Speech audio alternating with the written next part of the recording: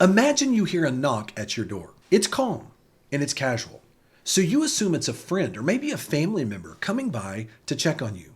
You walk over, you open the door, and suddenly, before you even realize what's going on, a police officer has now shoved their foot into the doorway of your door. Now you can't close the door. What happens next could determine whether you stay in control or get pulled into a legal nightmare.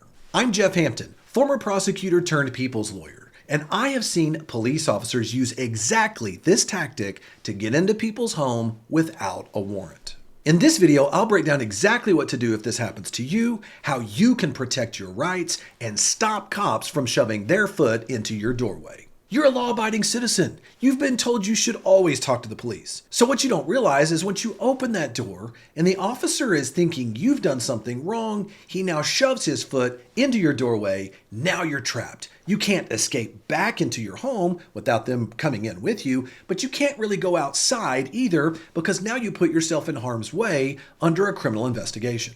Could you close the door on the police officer's foot? Now, before we answer that question, I want you to be prepared for one of the police officer's most common tricks that instead of actually trying to force their way inside first, they may try to use the trick of convincing you to step outside. Whatever you do, don't fall for it. The safety of your castle is the most protected place under the Fourth Amendment.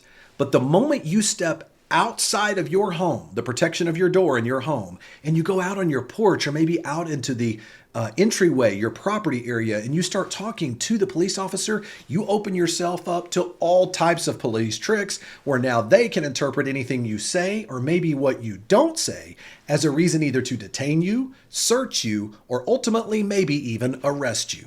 So unless you want to lose control over the situation, do not step outside. And I've said this before on other videos, but if you happen to have a screen door and you did open the door inadvertently, make sure that you keep that screen door shut and locked at all times. Make sure you always keep a barrier between you and the police if you're going to have that conversation. But what if it's too late? What if you already opened the door and the officer's already shoved his foot into the door? What are your next steps? That's exactly what happened to Brian Mayland in the case of State versus Mayland. This case is really important to analyze because it shows you all the police tricks, both inside and outside of the courtroom, that they attempt to use to justify shoving their foot in your doorway to trap you during a police encounter. Let's get the facts first. Responding to an anonymous noise complaint, two officers showed up at the home of Brian Mayland to investigate. Once at the door of the home, the officers could hear some music, but it wasn't very loud. The officers came to the front door, they knocked on the door. Brian Mayland answered the door, which was his first mistake, but he answered the door and he started to talk to the police officers.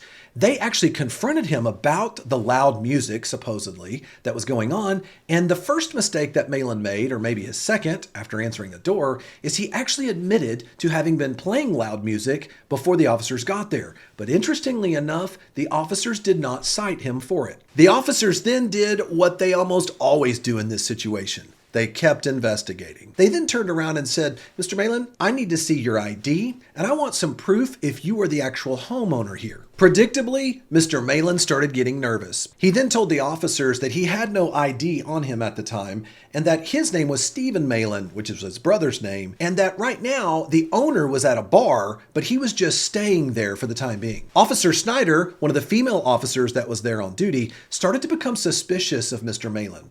So she started to inch a little closer in. Well, Mayland kind of got the vibe here and understood that the fix was in, and he tried to turn around and he wanted to go back inside his home and retreat into the safety of his home. But before Mr. Mayland could get the door closed behind him, Officer Snyder shoved her foot right into the entryway as a door jam, and now Mr. Mayland couldn't shut the door behind him, and the other officers pressed up against the door, so now Mr. Mayland was trapped. Realizing he had nowhere to go, he couldn't go inside, and the only other place he could go would go outside of the home, so that's what he did. He stepped outside onto his front porch. The officers began to grill him. He then provided proof of his identification, and they began to question him under criminal investigation. After getting his license, the officers then called in to do a background check on him to find out he had an active bench warrant for a ticket because he failed to appear. Now Malin was being arrested and taken to jail. Malin was then charged with possession of a suspended driver's license, and then he was charged with obstructing police duties. Now let me pause to say, don't even get me started on the whole obstructing a police officer charge. This man was attempting to exercise his constitutional rights and go back into his home, and now he's facing a charge of obstructing police activity? That's the worst crime I've ever seen, next to maybe disorderly conduct, where officers abuse this crime to get what they want. Malin fought his illegal arrest by filing a motion to suppress, arguing that the evidence that was obtained ultimately was essentially illegal because the officers had an unlawful entry into his home. They didn't have a warrant, they didn't have his consent, and his argument was they entered into his home and they were trespassing. Let me be clear. The Fourth Amendment to the United States Constitution protects individuals from unreasonable searches and seizures, particularly when it comes to our homes. The United States Supreme Court has ruled that any physical intrusion by law enforcement into your home, no matter how minimal it is, should be considered a search under the Fourth Amendment. In Kylo versus United States, the court said specifically, and I quote, "Any physical invasion of the structure of the home by even a fraction of an inch is too much." Now here's the crazy part. Both the cops and the prosecutor wanted to try this police trick number one. They wanted to claim that this was a Terry stop permissible under the Fourth Amendment. Can cops run Terry stops on you at your front door? Seriously? We've covered Terry stops many times on previous videos, but as a quick reminder, police officers can conduct Terry stops under certain situations in order to investigate certain crimes, even something as simple as a noise complaint. Specifically, Terry versus Ohio said, and I quote, "Police officers may, in appropriate circumstances and in an appropriate manner, detain a person for purposes of investigating possible criminal behavior, even though there is no probable cause to make an arrest. Such a seizure is justified under the Fourth Amendment if there is an articulable suspicion that the person has committed or is about to commit a crime." Now here's the crazy part. The district court ruled, quote, that there was a reasonable articulable suspicion to investigate the noise complaint, justifying a limited intrusion. That's what they said. In other words, let's break this down to normal terms. The cops could actually be justified shoving their foot into the door in order to conduct this Terry frisk, this Terry stop, even though they admit that shoving that foot into the doorway limited the privacy rights and the constitutional rights of Mr. Malin. They claimed that it was not actually entering into Mr. Malin's home. They claimed that all of this happened outside instead of inside the home. As a result, Mr. Malin lost his claim, lost his motion to suppress at the district court level, so he then appealed to a higher court. The higher appellate court focused in on some specific reasoning in Terry versus Ohio. They said this, that in Terry versus Ohio, it said that when the officer, by means of physical force or show of authority, has in some way restrained the liberty of a citizen, may we then conclude that a seizure has occurred. A necessary condition for there to be a seizure effected through a show of authority is words and or actions by a police officer that would have conveyed to a reasonable person that he or she was being ordered to restrict his or her movement. They then said, quote, "An oral command constituting a show of authority does not constitute a seizure unless the person yields to that command." Why does all of that matter? Well, in this case, the officers admit they came up to the front door, performed a knock and talk, knocked on the door, Malin opened the door, and only had a conversation with them. Based upon that situation and then the officer shoving their foot into the door, the appellate court determined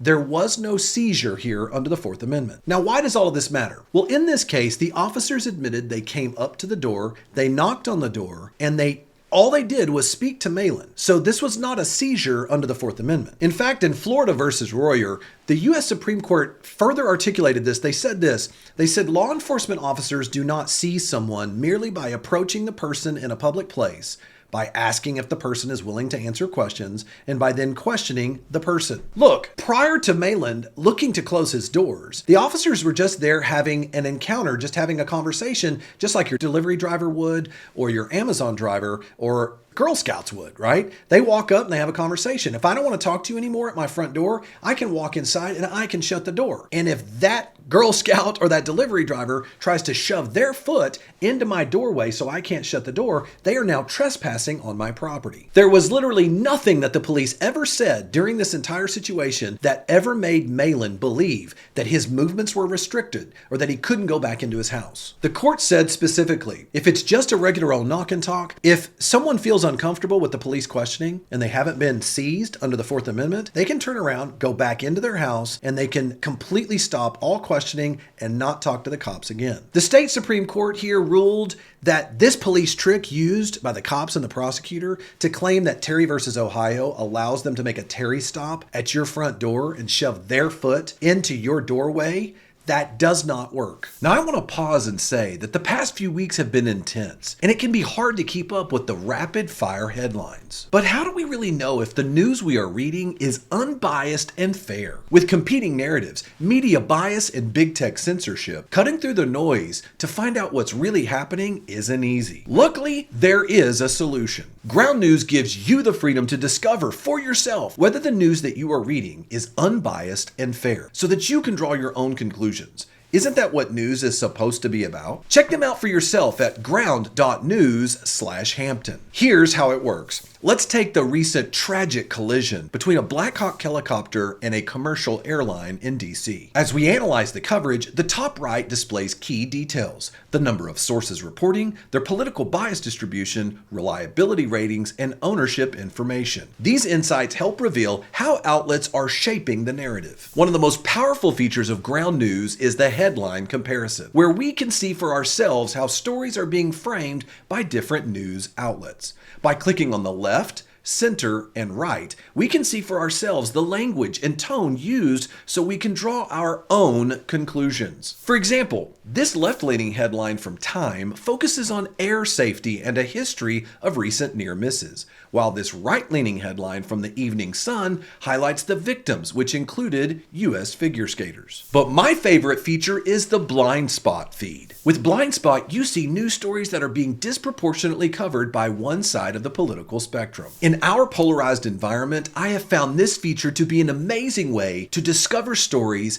that I would not have found otherwise because only one side is talking about it. It's perfect for better understanding friends and family who think differently. The best part of this, Ground News has a special offer for my viewers. If you sign up through my link, you'll get 40% off the Vantage plan, the same plan that I use to get unlimited access to all the features. Go to ground.news/Hampton to give it a try for yourself. Click the link down in the description or scan the QR to stay better informed and transform how you read the news. Police trick number 2, and here's an interesting one. The cops tried to claim by sticking their foot in your doorway that it's actually not really entering your house. They're still standing outside. Even though the lower court claimed and believed that that was the case, that the officers were outside and they didn't actually go in, the facts were very clear. The female officer shoved her foot into the doorway, forcing Malin to be in a trapped situation where he could not retreat and he was only forced to go outside.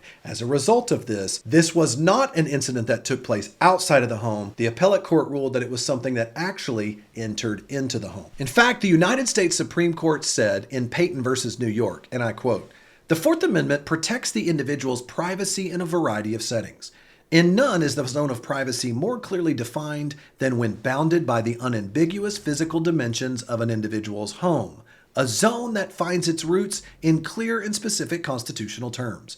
The right of the people to be secure in their houses shall not be violated." That language unequivocally establishes the proposition that at the very core of the Fourth Amendment stands the right of a man to retreat into his own home and there be free from an unreasonable government intrusion. In terms that apply equally to seizures of property and to seizures of persons, the Fourth Amendment has drawn a firm line at the entrance to the house. Absent exigent circumstances, that threshold may not reasonably be crossed without a warrant. Now, this is really important for all of us to remember because the officer does not have to bring his entire body into your home for it to be unlawful under the Fourth Amendment. Any amount of intrusion, even an inch, like Kylo said, the Supreme Court case I quoted earlier, even an inch into your doorway into your home area is too much, and it's an invasion of your privacy and a violation under the Fourth Amendment. Here's the truth. Once Malin decided he wanted to end this conversation and have no more discussion with the police officers,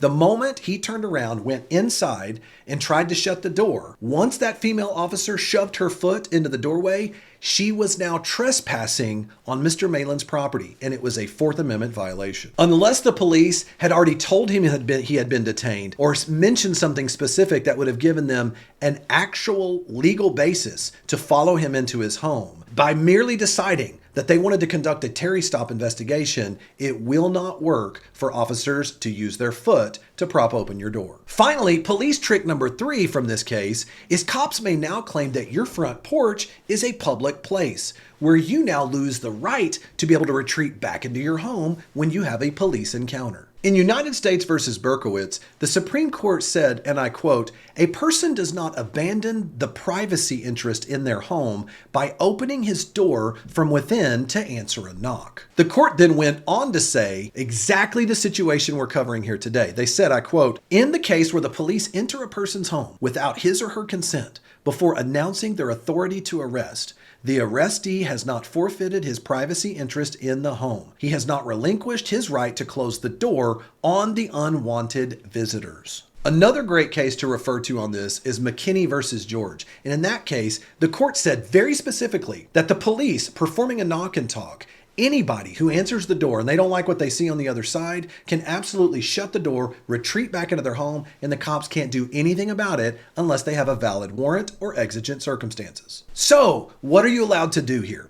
Legally, you could argue that you have the basis to be able to shut the door on the officer's foot because he is absolutely trespassing onto your property and you did not give him consent and he did not have a warrant. The problem here, this is a common trick that police officers use because they know they put you in a very difficult situation. On one hand, you could stand up for your rights, shut the door on the officer's foot because you have a right to do so because he's trespassing. Or on the other hand, you can face the reality that the officer now is waiting to see if you try to shut the door on their foot, and they will claim that you have done so intentionally in order to cause them pain, which could be the basis for them to arrest you for assault and battery of an officer, a felony offense, which they will then take you down and get into your house anyway. In Commonwealth versus Barnes, the court ruled that it was reasonable force by the homeowner to shut the door on the officer's foot. And because the officer was trying to enter into their home, but the key issue here though is the court ruled that it was an unlawful arrest. But before you decide to shut the door on the officer's foot, also watch out for Carter versus Commonwealth. In that case, the court claimed that Miss Carter shutting the door on the officer's foot was actually a legal basis for the officers to detain her and ultimately arrest her.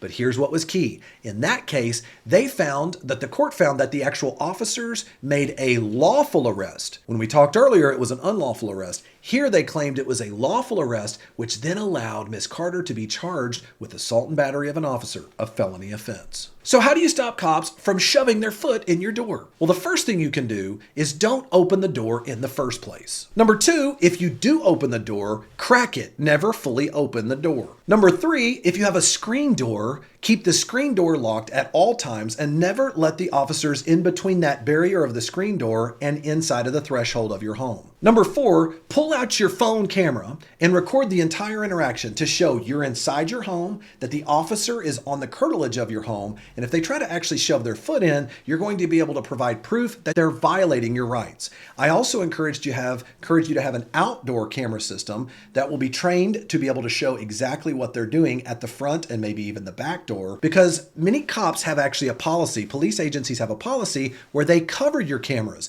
And I know they claim it's for security when it comes to this, but many times they're going to cover the cameras, and unless you are actually recording the entire interaction, the police report may say something different than you know took place. Number 5, if cops actually do somehow shove their foot into the threshold of your door and you cannot shut the door, recognize number 1, that you need to continue to record and that they are acting illegally at this point. So what you would do is let the officer know, stay step back and say, I do not consent to you to enter into my home. I also do not consent to any search of my home, and to enter into my home further would be considered a trespass under the law. And finally, number 6, I would then exercise my Fifth Amendment right to remain silent and do not answer any of those officers' questions. If you have to say another word, it's only to your attorney when you call them to exercise your Sixth Amendment right to counsel. By following these steps, you can activate your constitutional rights, protect yourself under the Fourth Amendment, and the officers will realize that all of their actions and everything's being recorded for accountability. Remember, it's always the officer's burden to prove beyond a reasonable doubt that they had a legal basis to be able to enter into your home. By recording everything and following these specific steps, you help put yourself in the best place to not only make sure and prove that your rights have been violated, but also make sure that anything the cops tried to use against you would be thrown out in court. But the best thing you could possibly do is don't answer the door to begin with. The officers can't shove their foot into a door that's not open. If you have a home security camera trained on your front door, your back door, and around your home, you're going to be able to tell that it's a police officer doing a knock and talk at your front door. You can kick back, relax, you can ignore the entire situation, you don't have to answer the door at all. Remember, if you didn't call the police or you don't have any business with the police, why would you answer the door for the police if you don't want them there? Now, we just covered exactly what you can do to stop cops from shoving their foot in your front door, but what if they stay outside on your front porch? They keep banging and they refuse to leave. How do you stop them then? Check out this next video where I break down how to stop cops when they refuse to leave your front porch. See you over there.